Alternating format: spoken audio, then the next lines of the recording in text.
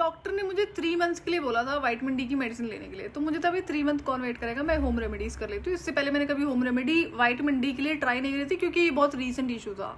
तो अब जैसा कि ज़रूरत नहीं थी हॉट एंड कोल्ड को चेक करने की, तो मैंने जो भी इंग्रेडिएंट्स और जो भी आइटम्स को यूज़ करा वो सारा फायर बेस्ड था, जितना भी इसको कहते हैं, जिसका नेचर हॉट होता है। तो अब ये अचानक से एक दिन ये हीट वाला इशू इतना ज़्यादा बढ़ जाता है कि मुझे सब कुछ छोड़ना पड़ता है, क्योंकि मुझे इनडाइजेशन और तो शुरू हो ही गया था डॉक्टर की मेडिसिन की वजह से। जैसा कि जब से इनर वर्क कंप्लीट हुआ कोई हेल्थ इश्यूज नहीं थे अननेसेसरी के, और जो स्टमक वो एकदम ठीक रहता था। लेकिन जैसे मैंने वो मेडिसिन ली है 4-5 दिन, उसके बाद से मेरा जो इश्यूज शुरू हो जाते हैं स्टमक में। लेकिन जब ये हीट एक्सेस हो जाती है तो और ज़्यादा इश्यूज हो जाते हैं ना। अब जब चक्कर आना शुरू हो गया तो भाई अब क्या ही करा जाए, सारे काम छोड़ने पड़ेंगे। तो जब रिसेंट में मेरा ये लाइटर फिर से खराब होता है ना, मुझे उस दिन बहुत ज़्यादा गुस्सा आ रहा था। मैं I was like angry and upset on spirit world. तो मैंने उनको कुछ ऊट पटांग बोलना शुरू कर दिया।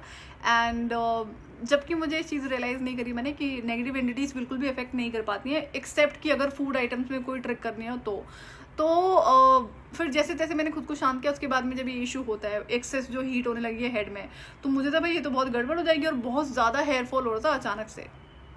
तो फिर वहाँ पर मैंने जब रियलाइज़ करा कि भाई ये एक्सेस हीट की वजह से हो रहा है, तब मैंने वो होम रेमेडीज़ करी है। 20 डेज से कम का ही टाइम था जब मुझे रिलीफ हो जाता है।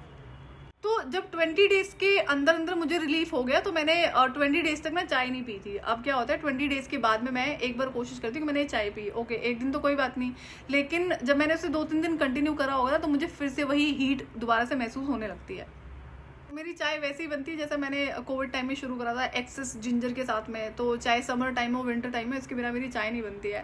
तो प्लीज़ आप लोग इसे ट्राई ना करें, जैसा कि ये सबको नहीं सूट करेगी, एंड इसमें जनरली फायर एलिमेंट्स होते हैं। तो अब वहाँ पर फिर मुझे था कि चाय छोड़नी पड़ेगी, कोई बात नहीं, छोड़ा मैंने। बट अब चाय छोड़ने के साथ साथ क्या, तो जितना भी फायर एलिमेंट से कनेक्टेड चीज़ें थी ना फूड आइटम में, वो सारी मुझे इस टाइम पे मतलब नुकसान कर रही थी। तो फिर मैंने स्पिरिचुअल को अपॉलॉजी करी उस दिन, में गुस्सा हो रही थी। देन आई रियलाइज, मैंने कहा जब मेरे पास डायरेक्ट एक्सेस है तो फिर डायरेक्टली क्यों नहीं बताएगी ये चीज़ें। कई कुछ चीज़ें ऐसी होती हैं जो इनडायरेक्ट बताई जाती हैं। तो आई वॉज एंग्री कि मुझे डायरेक्टली बता सकते थे जब इतने टाइम से ये इशू हो रहा है। तो हाँ, इन्होंने मुझे बहुत सारे हिंट देने की कोशिश करी, बट मैंने नहीं रिकग्नाइज करा उस चीज़ को। तो इसका जो रीज़न है ना, जो ये इनडायरेक्ट वे आपको चीज़ें बताने की, ये आप ही लोग रीज़न हो, मैं इसका खुद से रीज़न नहीं हूँ। क्यों? क्योंकि मेरे पास में डायरेक्ट कम्युनिकेशन है, बाकी लोगों के पास में नहीं होता है, जनरली नहीं होता है। लेकिन जो आपकी बॉडी है, जो आपकी सोल है, वो आपको हिंट्स, साइंस, सिम्टम्स दे रही होती है हर इशू को रिकग्नाइज करने का, चाहे वो किसी इंसान के बारे में, किसी सिचुएशन के बारे में, या फिर आप खुद से जुड़ा हुआ है आपसे। तो जैसे कि स्पिरिट वर्ल्ड, डिवाइन, एंड आप जो भी लोग मुझे सुन रहे हैं, आई एम अ मीडियम, कि आपको किस तरह से अपनी लाइफ को समझना है, क्या क्या इश्यूज होते हैं, चाहे आप ट्विन फ्लेम है या कोई फर्दर चीज़ें होती हैं, कार्मिक लेसन है, कार्मिक पैटर्न है, कार्मिक साइकिल्स हैं। तो बॉडी आपको हर चीज़ बता रही होती है। तो इसको अगर आप ऑब्जर्वेशन पर रहना शुरू कर दोगे, तो आप अपनी जो प्रॉब्लम्स है उसको, जैसे ही वो शुरुआत होती है, उसको रिमूव करने में सक्षम होते हो। तो ये इसीलिए अगेन करा गया, जो मुझे इनडायरेक्ट वे में समझाया जाता है, ताकि मैं आप लोगों से इस चीज़ को शेयर कर सकूं। क्यों? क्योंकि ऐसे बहुत सारे इश्यूज होंगे जो आपको खुद से रिकग्नाइज करने पड़ेंगे, जिसमें फूड आइटम्स ऐसे होते हैं अवेकनिंग के बाद में जो चेंजेस ऑटोमेटिकली आपको करने पड़ेंगे। कैसे रियलाइज करोगे? जब कोई चीज़ नुकसान कर रही है, कोई इशू हो रहा है, तो आपको ऑब्जर्वेशन पर रहना है कि ऐसा कौन सा फूड आइटम है, जब आप उसको खाते पीते हो तो आपको ऐसी चीज़ें होनी शुरू हो जाती हैं। आप इसको 2 से 4 बार भी रिकग्नाइज कर लोगे, ऑब्जर्व कर लोगे, तो आपको पता है कि अब इस पर कंट्रोल लगाने की ज़रूरत है। यही तरीका होता है। तो ट्विन फ्लेम का जब इनर वर्क आप करना शुरू कर चुके हो, तो वहाँ पे ऐसी बहुत सारी सिचुएशंस होंगे, ऐसे बहुत सारे इश्यूज होंगे जिसका सोल्यूशन किसी दूसरे इंसान के पास में आपको नहीं मिलेगा। वो इश्यूज आपको खुद ही रिकग्नाइज करने पड़ेंगे। तो अगर आप ऑब्जर्वेशन पे नहीं रहोगे, तो फिर आप अपनी हेल्प कैसे करोगे? जैसा कि इनर वर्क का टाइम ऑलरेडी बहुत ज़्यादा चैलेंजिंग होता है, हर तरफ से आपको अलग अलग सिचुएशंस फेस करने को मिलती हैं, which is okay, part of the inner work. तो लेकिन ऐसे भी इश्यूज होते हैं ना, जो फूड आइटम्स हैं या फिर कोई और, जैसे कि एलिमेंट, जो हमारी एनर्जीज है, मैस्कुलिन फेमिनिन एनर्जी है। अब ये तो मैंने बिल्कुल भी एक्सपेक्ट नहीं करा था ना कि भाई अलाइनमेंट के बाद में इश्यूज मुझे होना शुरू हो जाएंगे। तो यहाँ पर जो रीज़न है एक्सेस हीट का, सिर्फ मेरे डिवाइन मैस्कुलिन की जो वहाँ पर हीलिंग बैलेंसिंग चल रही है। हीलिंग बैलेंसिंग में क्या है, जैसा कि ही इज़ वेरी डिसिप्लिन्ड। अगर हम खाने पीने की बात करेंगे, या मॉर्निंग में उठना है, टाइम से सोना है, मेडिटेशन करना है, पूजा पाठ करना है, तो ही इज़ एक्सट्रीमली डिसिप्लिन्ड। तो उनके लेवल का डिसिप्लिन तो मेरी लाइफ में नहीं है, इतना मैं ज़रूर कह सकती हूँ। लेकिन स्टिल जब एक ट्विन फ्लेम चाहे डिवाइन फेमिनिन है या फिर डिवाइन मैस्कुलिन है, जब बैलेंसिंग चल रही होती है, जब कार्मिक क्लेंजिंग चल रही होती है, तो I told you last video में, कुछ प्रीवियस वीडियोस में, कि वहां पर बैलेंसिंग का कोई इशू नहीं है, लेकिन जब तक कार्मिक साइकिल्स एंड नहीं होते हैं तो किसी ना किसी रीजन की वजह से इम्बैलेंस जरूर होता है। तो वहां पर वो क्लेंजिंग चल रही है, तो इनका क्या है, जो और चीजें कुछ पेंडिंग होंगी तो ही इज राइजिंग, तो वो एनर्जीज मुझे यहाँ पर फील हो रही है और होंगी जब तक कि वहां पर वो चीजें कंप्लीट नहीं हो जाती हैं, कंप्लीट कार्मिक क्लेंजिंग नहीं हो जाती, तब तक मुझे ये जो हीट वाला इशू है ये कंटिन्यू रहेगा। तो इस सिचुएशन में मैं क्या कर सकती हूँ कि मुझे मेरी जो फूड आइटम्स है, लिक्विड आइटम्स है, उसका बहुत ज़्यादा ध्यान रखना पड़ेगा। तो जब भी आपकी लाइफ में सिचुएशन होगी कि कार्मिक ट्विन फ्लेम से आपका डिटैचमेंट हो जाता है, एंड देन कुछ दिन के अंदर ही वो अलाइनमेंट होगा, चाहे आपको रियलाइज हो चाहे ना हो, क्योंकि इसके बिना तो चीज़ें पॉसिबिलिटीज ही नहीं है। जो डिस्कनेक्शन है हायर सेल्फ से कार्मिक ट्विन फ्लेम का, और जो अलाइनमेंट है डिवाइन मैस्कुलिन का, ये दोनों ही मस्ट होते हैं। तो जब भी आपको ये चीज़ें रिकग्नाइज होती हैं तो आपको पता है कि अगर एक्सेस हीट हो रही है तो उस टाइम पे जितना भी आपका फूड और लिक्विड आइटम है फायर बेस पर, उन पर कंट्रोल आपको लगाना पड़ेगा। अगर कभी कभी आपको कोई इनटेक करना भी है तो एक आध दिन तो ठीक है, बट उसमें अगर आप सोचो कंटिन्यू करें 2-4 दिन के लिए, तो फिर आपको ऑब्जर्वेशन ही हेल्प करेगी।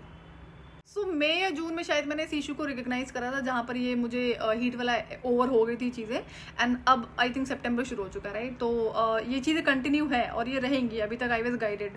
तो मुझे जब तक कि वहाँ पे कंप्लीट कार्मिक क्लेंजिंग नहीं हो जाती तब तक इन चीज़ों से गो थ्रू करना पड़ेगा, विच इज़ ओके।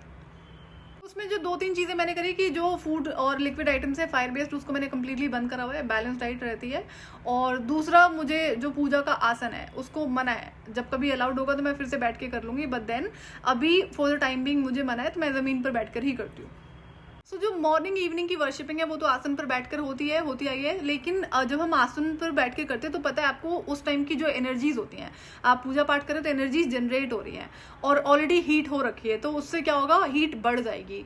तो अगर हम आसन नहीं यूज करते हैं उस टाइम पे, तो वो जो एनर्जीज ओवर हो रही होती हैं, चाहे वो हीट एनर्जी मंत्र चैंटिंग की वजह से या जो मैं रेगुलर पूजा पाठ करती हूँ, तो वो अर्थ क्या होता है, जो ओवर एक्सेस एनर्जी होती है ना, जो आपकी बॉडी नहीं कवर अप कर सकती, नहीं उसको झेल सकती है, उस एनर्जीज को धरती माता सोख लेती है, ना कि आपकी जो रियल ओरिजिनल एनर्जी है वो उसको।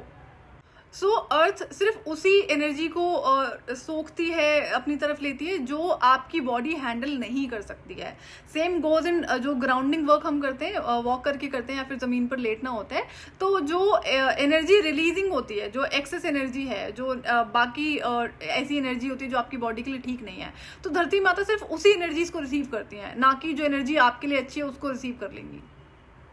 तो जब मैं बिना आसन की पूजा कर रही हूँ तो मैं इजीली कर पाती हूँ, अदरवाइज बीच में क्या होता है, जब मैं आसन पर बैठ के कर रही हूँ तो मेरा बैठना बहुत ज़्यादा मुश्किल हो रहा था।